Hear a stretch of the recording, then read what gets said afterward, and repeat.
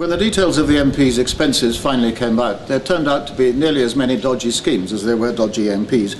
Each case was different, but they had one thing in common. Just as all the MPs said they'd acted within the rules that they set themselves, so they were all in breach of their code of conduct. Where was honesty in flipping homes? Where was integrity in charging for mole traps?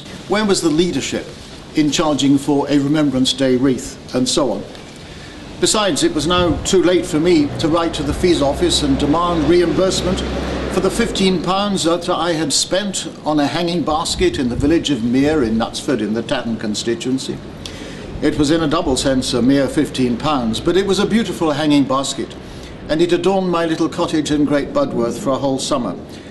When I was away, it was watered by a very kind man from across the road who had family ties to Neil Hamilton.